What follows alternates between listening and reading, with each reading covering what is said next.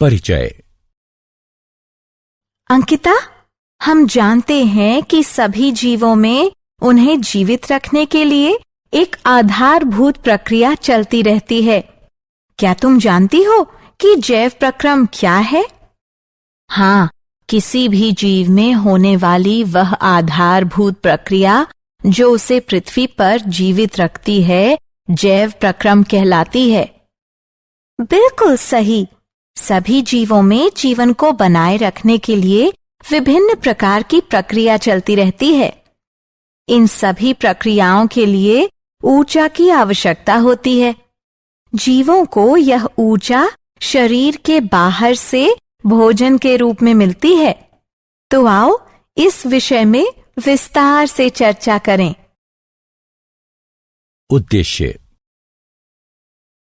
इस पाठ के अंत में आप निम्न करने में सक्षम हो जाएंगे: जैव प्रक्रम का वर्णन करना, जैव प्रक्रमों के प्रकारों को पहचानना, पोषण को समझना, विषमपोषी पोषण को समझना, विषमपोषी पोषण के प्रकारों की पहचान करना, विषमपोषी पोषण के प्रकारों को समझना, पौधों में पोषण को समझना, प्रकाश संश्लेषण की प्रक्रिया को समझना, पौधे जल और कार्बन डाइऑक्साइड कहां से प्राप्त करते हैं इस बात का पता लगाना, प्रकाश संश्लेषण के महत्व को समझना।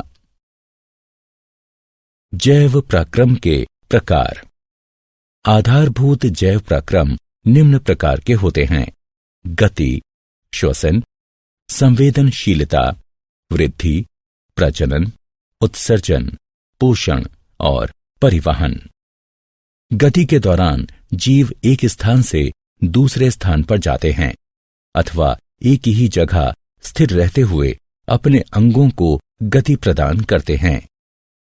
श्वसन वह प्रक्रिया है जिसमें शरीर द्वारा ग्रहण किए गए भोजन से ऊर्जा प्राप्त होती है। संवेदनशीलता अपने आसपास के वातावरण में परिवर्तन को महसूस कर सकने की क्षमता है। बच्चे से वयस्क होने को हम वृद्धि द्वारा परिभाषित कर सकते हैं। जीव प्रजनन द्वारा अपने ही जैसे और जीव उत्पन्न करते हैं। उत्सर्जन वह प्रक्रिया है जिसमें शरीर में बचे मल को बाहर निकाला जाता है। पोषण वह प्रक्रिया है जिसमें भोजन को ग्रहण करने के बाद में उसे छोटे कणों में तोड़ा जाता है ताकि शरीर उसे अवशोषित कर सके। परिवहन वह प्रक्रिया है जिसमें शरीर के एक भाग में बना पदार्थ शरीर के दूसरे भागों तक पहुंचता है। पोषण। जैसा कि हम चर्चा कर चुके हैं, सभी जीवों में जीवन को बनाए रखने के लिए विभिन्न प्रकार की प्रक्रियाएं चलती रहती हैं। इन सभी प्रक्रियाओं के लिए ऊर्जा की आवश्यकता होती है। जीवों को यह ऊर्जा शरीर के बाहर से भोजन के रूप में मिलती है। भोजन ग्रहण करने और उसको प्रयोग में लाने की प्रक्रिया को पोषण कहते हैं। भोजन एक कार्बनिक पदार्थ है। ग्लूकोज सबसे सरल और स्टार्च सबसे जटिल भोजन है। स्टार्च और ग्लूकोज को सम्मिलित रूप में कार्बोहाइड्रेट कहा जाता है। जब हमें तुरंत ऊर्जा की आवश्यकता हो तो हमें भोजन के रूप में कार्बोहाइड्रेट लेना चाहिए। कार्बोहाइड्रेट के अतिरिक्त भोजन में वसा, प्रोटीन, लवण, विटामिन तथा जल भी होना चाहिए, क्योंकि ये सभी जीवों की सामान्य वृद्धि और विकास के लिए अनिवार्य रूप से आवश्यक हैं। पोषण के साधन। किसी जीव द्वारा भोजन को प्राप्त करना उस जीव के पोषण का साधन होता है। तत्वों और ऊर्जा की सामान्य आवश्यकता सभी को होती है, लेकिन सभी में इसकी पूर्ति अलग अलग तरह से होती है। इसीलिए हर जीव के पोषण का ढंग अलग होता है। भोजन प्राप्त करने के ढंग के आधार पर जीवों को मुख्यतः दो समूहों में विभाजित किया गया है: स्वपोषी एवं विषमपोषी।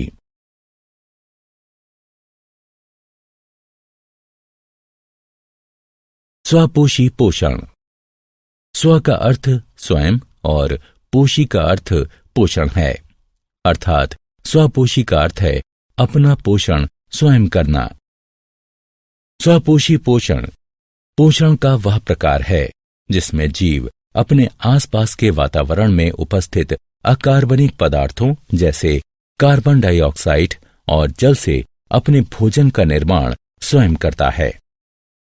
हरे पौधे स्वपोषी होते हैं। स्वपोषी साइनोबैक्टीरिया भी इसी प्रकार अपना पोषण करते हैं। इसलिए हम कह सकते हैं कि वे जीव जो कार्बन डाइऑक्साइड और जल से अपना भोजन स्वयं बनाते हैं स्वपोषी कहलाते हैं।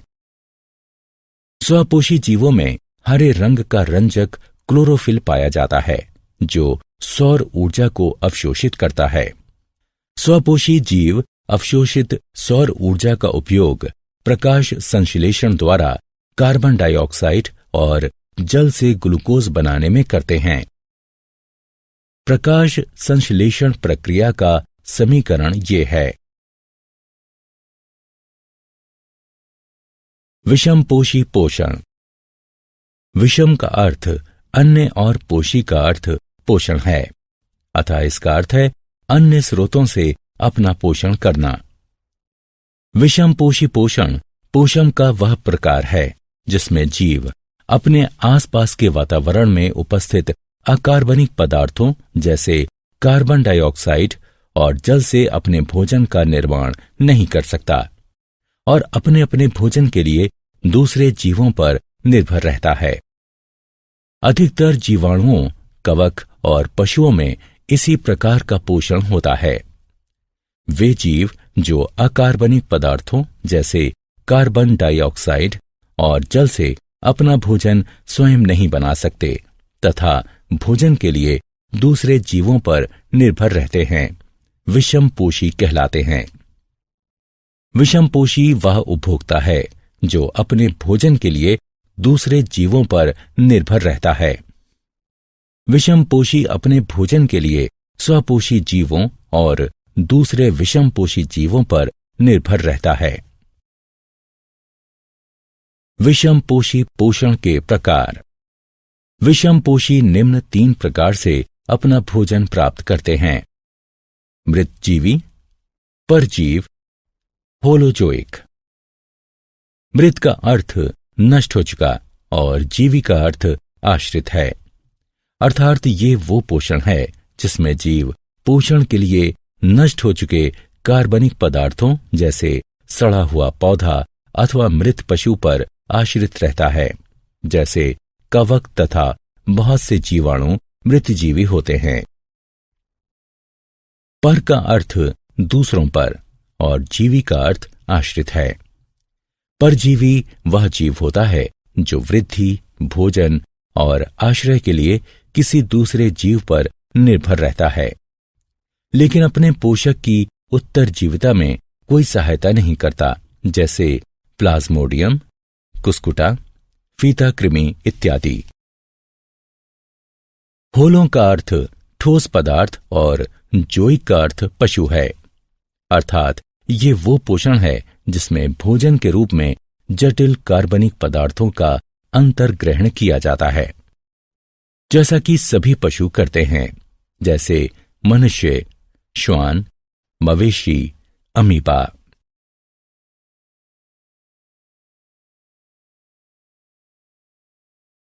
पौधों में पोषण। हम पहले ही चर्चा कर चुके हैं कि हरे पौधे स्वपोषी होते हैं और प्रकाश संश्लेषण द्वारा अपने भोजन का निर्माण करते हैं।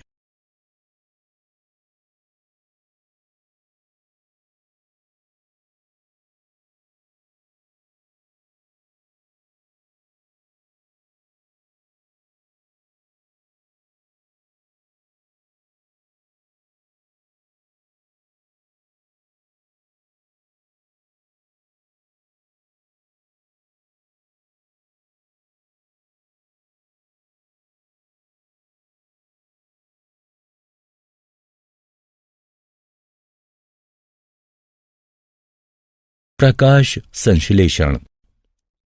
प्रकाश का अर्थ सूर्य का प्रकाश और संश्लेषण का अर्थ निर्माण है। अतः प्रकाश संश्लेषण का तात्पर्य सूर्य के प्रकाश की सहायता से भोजन का निर्माण है। प्रकाश संश्लेषण वह प्रक्रिया है जिसका उपयोग सभी हरे पौधे, नीले हरे शैवाल, साइनोफाइटा और कुछ जीवाणु करते हैं। यह कार्बन डाइऑक्साइड और जल से कार्बनिक यौगिक, मुख्यतः शर्करा बनाने की वह प्रक्रिया है जिसमें ऊर्जा के स्रोत के रूप में सूर्य के प्रकाश का प्रयोग होता है और क्लोरोफिल सूर्य के प्रकाश को अवशोषित करता है। प्रकाश संश्लेषण को संक्षिप्त रूप से इस समीकरण द्वारा दर्शाया जा सकता है। प्रकाश संश्लेषण मुख्यतः 2 चरणों में विभाजित होता है। प्रकाश आश्रित चरण, प्रकाश आश्रित अभिक्रियाएं। इनमें विकिरण ऊर्जा एटीपी के रूप में रासायनिक ऊर्जा में परिवर्तित हो जाती है। अंधकारमय चरण, प्रकाश मुक्त अभिक्रियाएं। प्रकाश आश्रित चरण में बनी एटीपी का उपयोग करते हुए एंजाइम संश्लेषण द्वारा मध्यवर्ती कार्बोहाइड्रेट और अन्य यौगिकों के निर्माण को निरूपित करता है। प्रकाश संश्लेषण की क्रिया निम्न 3 चरणों में घटित होती है। अवशोषण, क्लोरोफिल द्वारा सूर्य के प्रकाश से सौर ऊर्जा का अवशोषण। रूपांतरण, सौर ऊर्जा का रासायनिक ऊर्जा में परिवर्तन। सौर ऊर्जा द्वारा जल का हाइड्रोजन और ऑक्सीजन में टूटना। अपचयन, हाइड्रोजन द्वारा रासायनिक ऊर्जा का उपयोग करते हुए कार्बन डाइऑक्साइड का अपचयन करके ग्लूकोज जैसे कार्बोहाइड्रेट का निर्माण।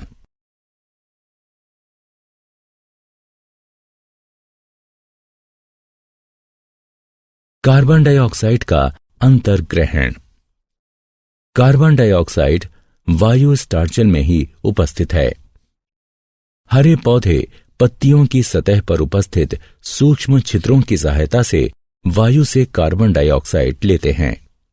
ये सूक्ष्म छिद्र रंध्र कहलाते हैं। कार्बन डाइऑक्साइड रंध्रों के द्वारा पत्तियों में प्रवेश करती है। प्रत्येक रंध्रीय छिद्र एक जोड़ी द्वार कोशिकाओं से घिरा होता है। ये द्वार कोशिकाएं रंध्रों के खुलने और बंद होने को नियंत्रित करती हैं। द्वार कोशिकाओं में जब जल प्रवेश करता है तो वो फूलकर वक्र हो जाती हैं, जिस कारण रंध्र खुल जाते हैं। दूसरी ओर जल जब द्वार कोशिकाओं से बाहर निकलता है तो वो सिकुड़कर सीधी हो जाती हैं और रंध्र बंद हो जाते हैं। जैसे ही रंध्र खुलते हैं, वायुमंडलीय कार्बन डाइऑक्साइड उनमें प्रवेश करने लगती है।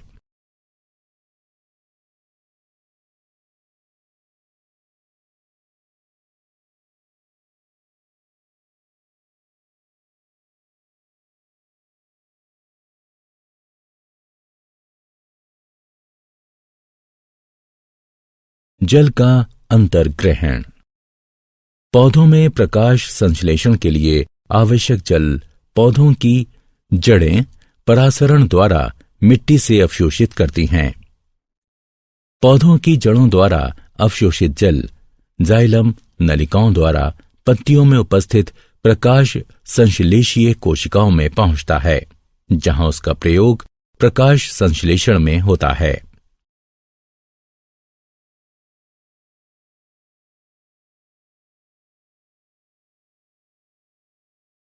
प्रकाश संश्लेषण का महत्व। प्रकाश संश्लेषण कई कारणों से महत्वपूर्ण है, जिनमें से कुछ प्रमुख कारण निम्न हैं।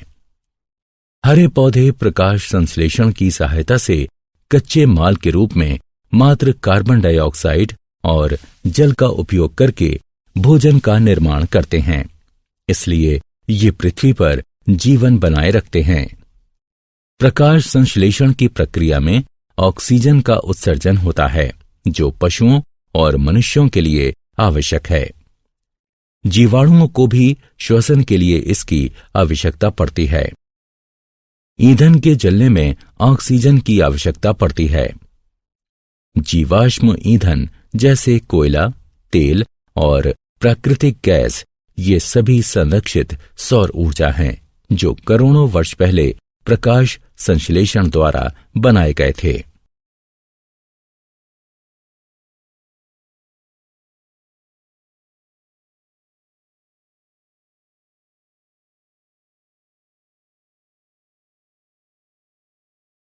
क्या आप जानते हैं एटीपी ऊर्जा मुद्रा है। दृश्य वर्ण क्रम से हरे रंग को अवशोषित न कर पाने और उसे परावर्तित करने के कारण पत्तियां हरी दिखाई देती हैं।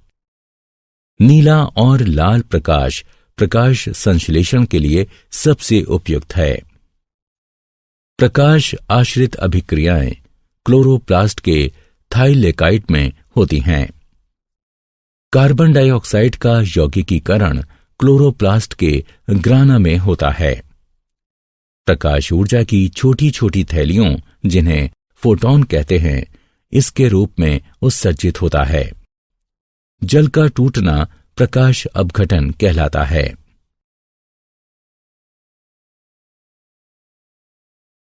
सारांश।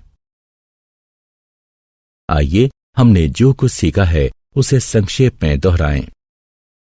जीवित रहने के लिए प्रत्येक जीव को विभिन्न ऊतकों की प्रत्येक कोशिका में ऑक्सीजन, जल तथा भोजन की आवश्यकता पड़ती है। जीवन को बनाए रखने के लिए अनिवार्य रूप से आवश्यक विभिन्न प्रक्रियाएं जैव पराक्रम कहलाती हैं। गति, श्वसन, संवेदनशीलता, वृद्धि, प्रजनन, उत्सर्जन, पोषण और परिवहन प्रमुख जैव पराक्रम हैं। जैव पराक्रमों के चलते रहने के लिए प्रत्येक जीव को ऊर्जा की सतत आवश्यकता होती है। जीवों द्वारा पोषक तत्वों के अंतर्ग्रहण, उनके उपयोग, साथ ही श्वसन के कारण ही ऊर्जा मुक्त होती है।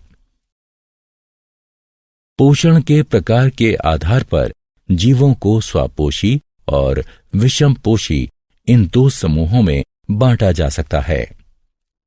स्वपोषी पोषण में जीव बाह्य ऊर्जा स्रोत जैसे सौर ऊर्जा का प्रयोग करते हुए सरल अकार्बनिक पदार्थों से उच्च ऊर्जा युक्त जटिल कार्बनिक पदार्थ बनाते हैं।